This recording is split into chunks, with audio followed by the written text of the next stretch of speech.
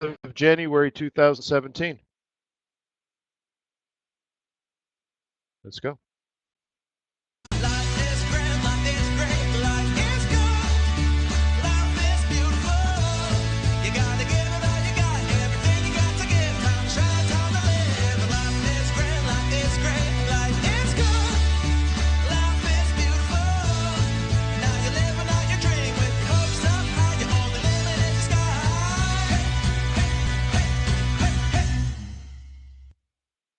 So I hope you're having a wonderful weekend.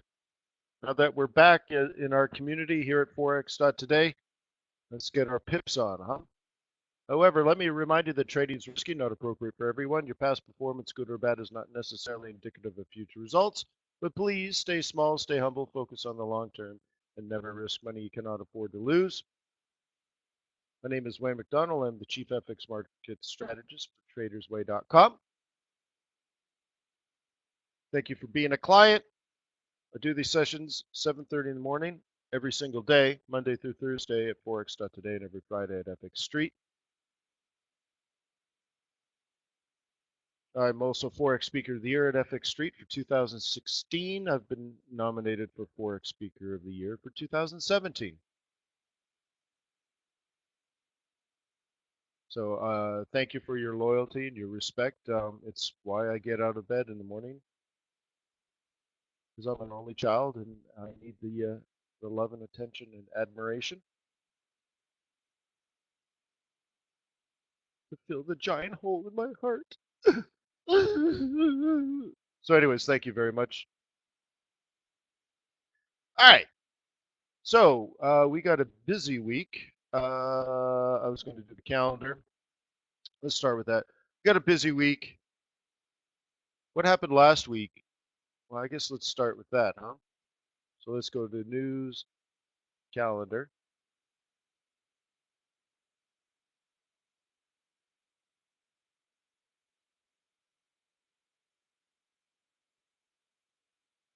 Okay. Let's see. I've never actually tried this. I've actually tried this custom dates. Can I go back last week? February, January. I guess so. January. Oh, I guess.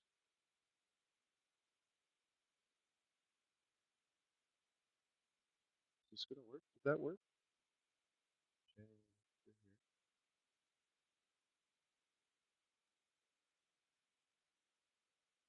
Begin the 23rd. Oh, I see. End. I get it. All right. All right.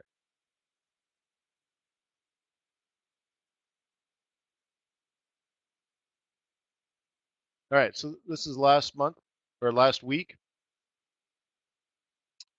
Let's filter this to high only.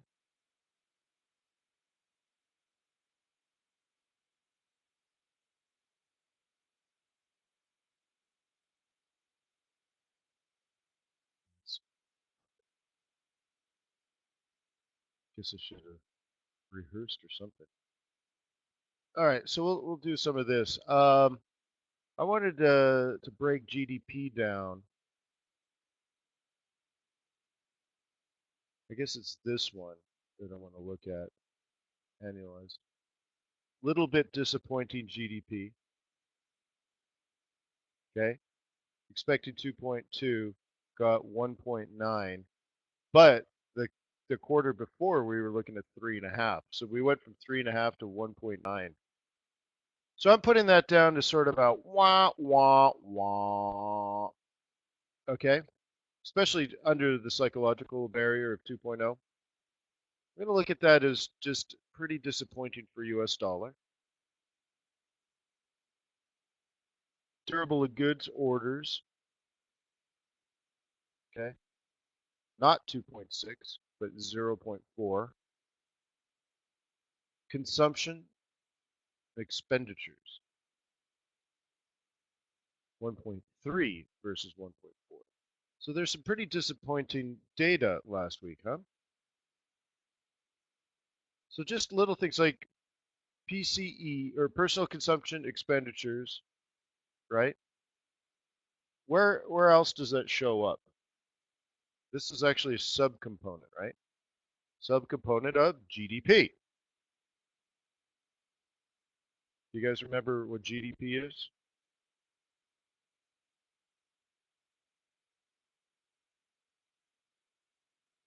Hmm? What is GDP?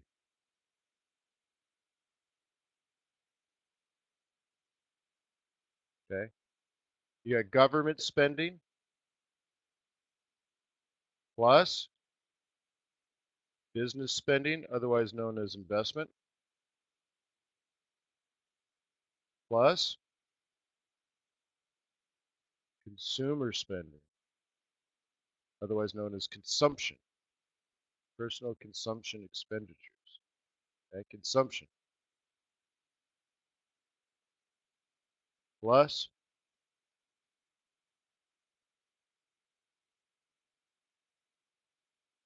imports minus exports, or exports minus imports. I never get that one right. Maybe it doesn't matter.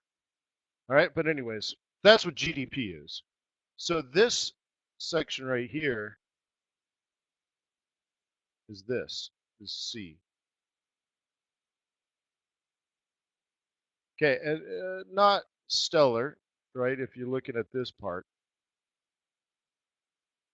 and then there's subcomponents that also come out that are part of the GDP spreadsheet,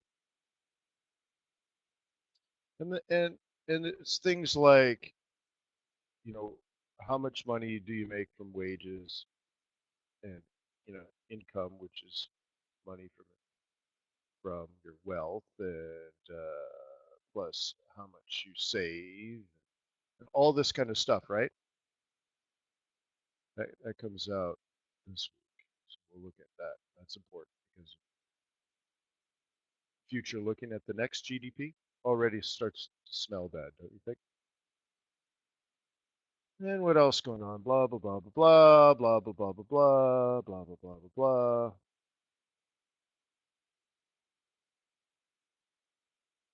Okay, Kiwi doing better, Aussie doing worse, United States doing flat.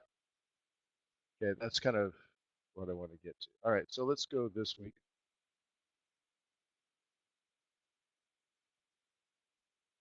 Don't you guys just love busting out economic formulas on the fly?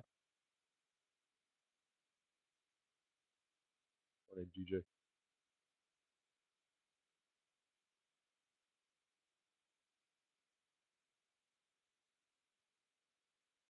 All right.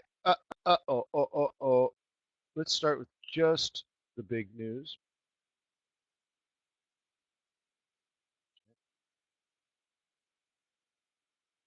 BOJ. Do you think the market's worried about this?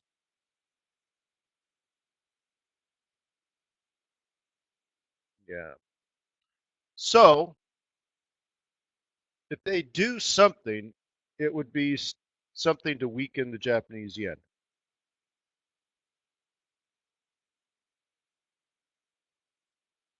Okay? So, if they do something, the yens take off. Now, I think the yens are toppish, as you know. We faced like euro yen double top. Pound yen was at a sort of resistance. Well, actually, just going back from Friday, let's just use our brain.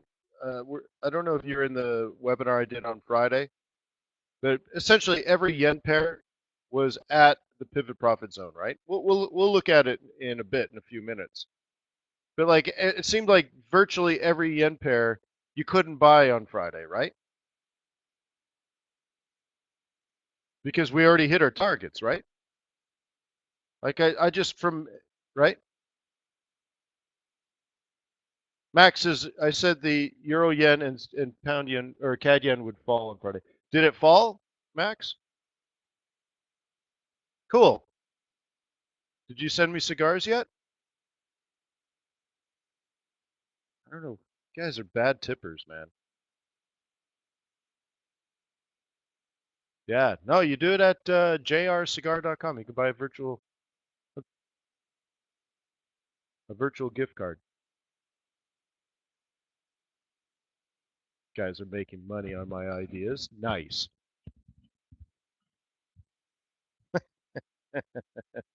Nice. Thank you. All right.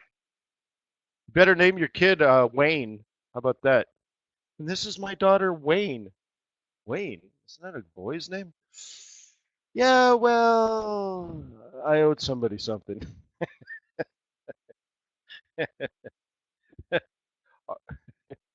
What can I do? I was young. I needed the money.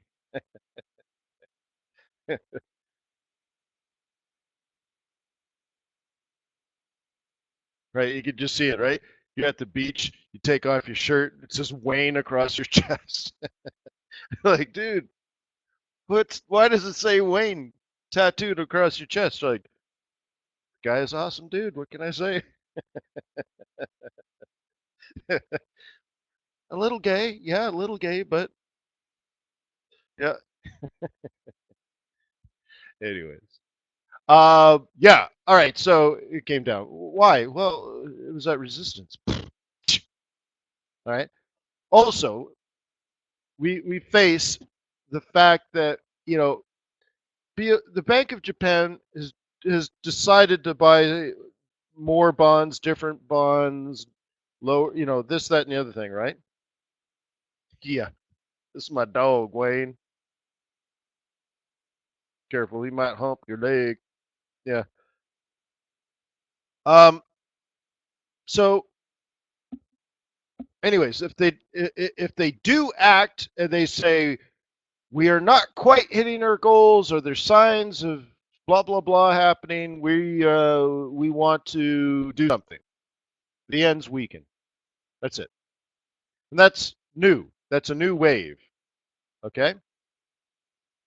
If they decide to, like, yeah, everything's good, there's nothing to worry about, the macro conditions are improving, then boom, yens continue to get strong because there wasn't a new policy to weaken the yens further, and everybody just made money on the yens again on the third week. You remember, on the third week of January, right? So last week you probably made between 100 and 400 pips per trade, right? So that may be done, maybe a one and done. But again, I know I repeat myself, but it's a form of teaching, I suppose. 6 months ago, when we talked about the yens would take off in the fourth quarter, then the yens would get strong up into the third week of January, and then it would weaken for a while, and then strengthen for a while, right? Now we just don't know when. Is it going to be the third week of January, or is it going to be the first or second week of February? January, February. I mean, that, how could you possibly know that 6 months in advance, right? But did we not talk about a false rally, sort of end of January, beginning of February, right? And then end of February, beginning of March, what? Strong yen again, right?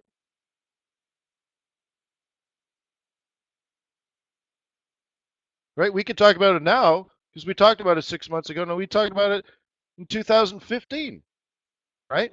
Yeah, I mean, it's just like, so I don't know. It's not magic or anything. It's part of our plan. So how do you time it? Well, that's where you got to earn your money, right? So anyways, the market will move. All the yen pairs will go up. If Bank of Japan says we're going to do something new, we are going to make a change, yen pairs weaken. Why? Because it hasn't been priced in yet. You see what I mean? It just hasn't been priced in. They're like, what? That's new. Boom. Off we go. USD yen wants to go to 120. Right? If they come out and say nothing needs to be changed, we're good indefinitely, then that's bad because everything, the upward move has been priced in and captured already, right? So for it to go back up, we're going to need it to come down, which is a weird thing because then you're just buying it because it's cheap. Okay, and then you get the false rally in January, which we talked about, and then strength into March, April, and then probably a third, or let's say another false rally in June around what? What happens Wednesday?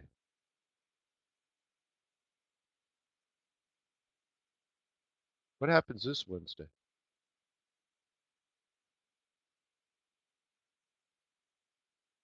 Yep. Right? So then we get sort of a false, or let's say another move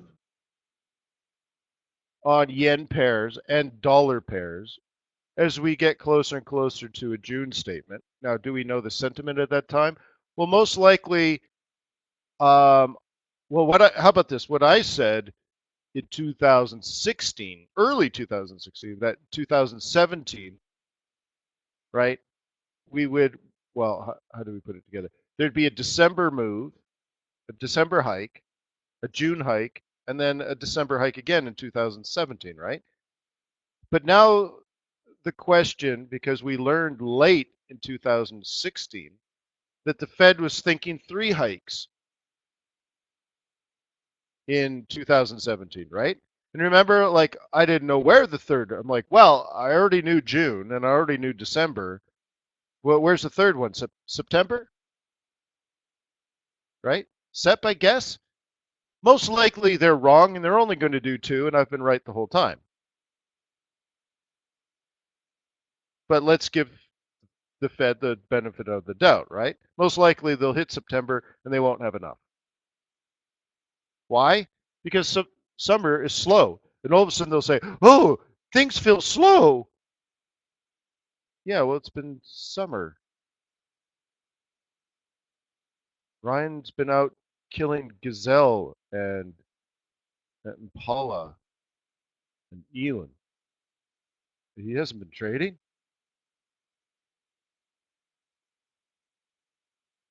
The eland. By the way, best food I've had in South Africa was the spicy eland sausage balls. That was good stuff.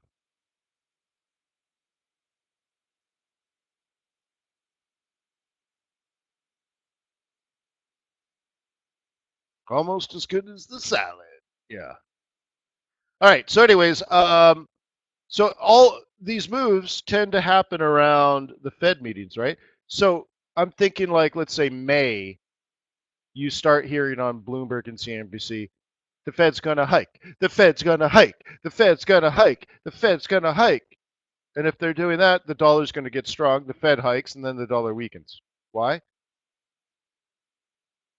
Because you don't have people cheering anymore, right? So whatever.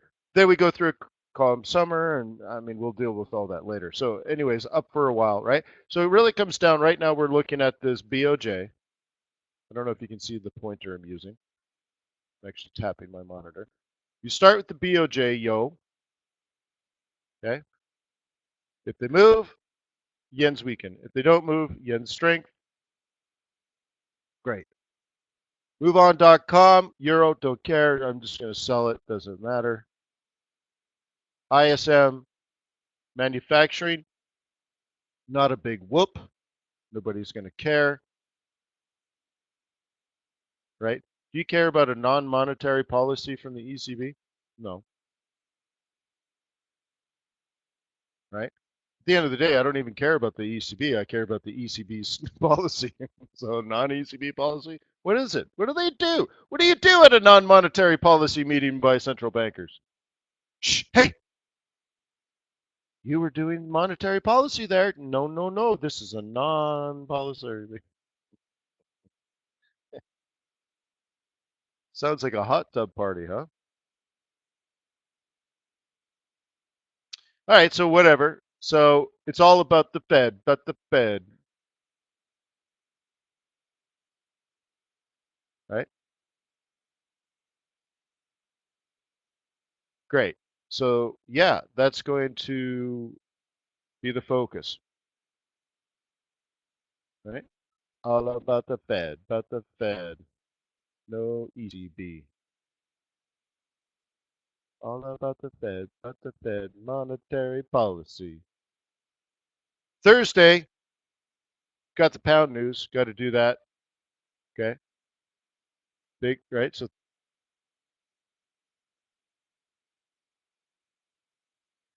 now, in regards to the Fed, the reason I started with last week's data is it doesn't smell as good as people wanted, right?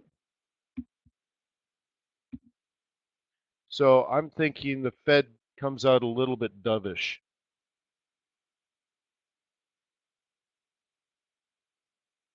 Okay. I think, how about this? Let me throw a Hail Mary here.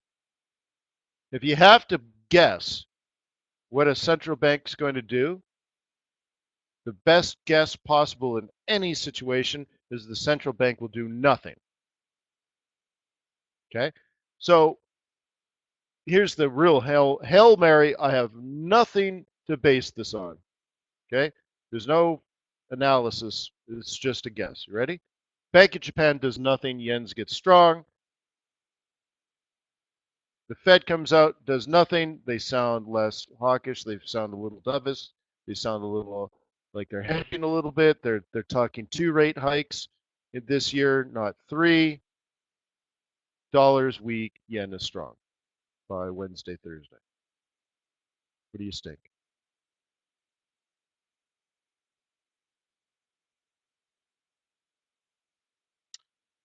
Now, the Bank of England, I think they feel impotent right now, right? Because of Brexit, they have no control over Brexit. There's no, right? They don't know when it is or what, all this kind of stuff. So if you were Carney, if you were Canadian, right? You roughhouse here. See, a Canadian dumps the puck in the corner and fights for it. We're scrappers. So I don't think he does anything with finesse here. I think he comes out and he shows his power. He does something because he's in a situation where he has no control over anything. It makes him look weak, right? So he's got to come out and he's going to do something. I don't know what it is. It's going to be a surprise. That's why it's a surprise. I don't know what he's going to do. But for him to say, yeah, well, I don't really know what's going on. The Theresa May's running the whole show here. Brexit, I don't know. I don't know when it's going to be. I don't know the impact really. I'd like to fix our current economy, but you know, I started to do that. Things started to improve, and now it's all messed up again. It has nothing to do with the BOE. And what should the BOE do if the government's going to change everything, but the government actually hasn't said what they're going to change or when they're going to change it? So I don't know why we even have a Bank of England. I don't think he's going to say that.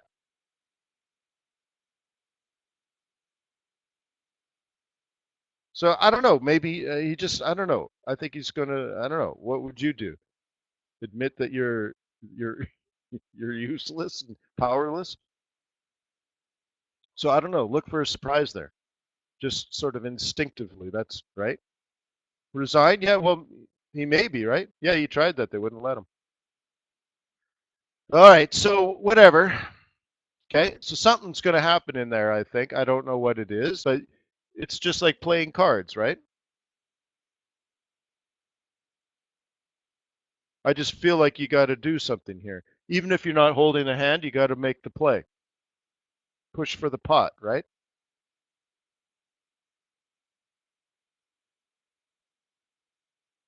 Okay. You're like, well, I don't have any cards, but I'm going to play the players here.